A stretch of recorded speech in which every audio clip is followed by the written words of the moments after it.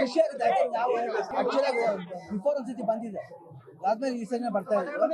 ಅದು correct last year operation ಆಗಿ first time ದೇವಸ್ಥಾನ ಬಂದಿರೋದು. ಅಂಡ್ ಸುದ್ದಿಯವ್ರು ಹೇಳ್ತೀರ ಬಂದು MLA ಸ್ವರೂಪ್ ಅವರು ಬಾಡ ನಮ್ಗೆ ಚೆನ್ನಾಗಿ ಇದು ಮಾಡಿದ್ರು, ಬೆಂಗಳೂರು ಬಂದು ಇನ್ವೈಟ್ ಮಾಡಿದ್ರು. ನಾವು ಬರ್ಬೇಕಂತಿದ್ದು. ಅದು ಏನು ನೋಡಿ, ತಾಯಿ ಆಶೀರ್ವಾದ ಬೇಕು, ನಮ್ಮ ಸೆಳ್ಕೊಳ್ತಾರೆ. ಅದೊಂದು ವಿಶ್ವಾಸ, ಒಂದು ನಂಬಿಕೆ. ಜೊತೆಲಿ ಕೃಷ್ಣ ಬೈರೇಗೌಡರು ಅವರು ಅಷ್ಟೇ ಭಾಳ ಇಲ್ಲಿ ಸಿಕ್ಕಿದ್ರಲ್ಲಿ. ಇಲ್ಲ ಪಾಪ ಅವರು ಎಲ್ಲಾದ್ರೂ ಇಲ್ಲೇ ಇದ್ದಾರೆ, ಇದೇ ಮಾಡ್ತಾ ಇದ್ದಾರೆ, ಜನಗಳ ಜೊತೆ ಇದ್ದಾರೆ. ಆಮೇಲೆ ಭಾಳ ಖುಷಿ ಆಗುತ್ತೆ. ಟೋಟಲಾಗಿ ಇಲ್ಲಿ ಹಾಸನ ಬಂದು ತುಂಬ ದಿನ ಆಯ್ತು. ದೇವಸ್ಥಾನಕ್ಕೆ ಬಂದಿದ್ದು, ಜೊತೆ ಜನಗಳು ನೋಡಿದ್ದು, ನಿಮ್ಗಳು ನೋಡಿದ್ದು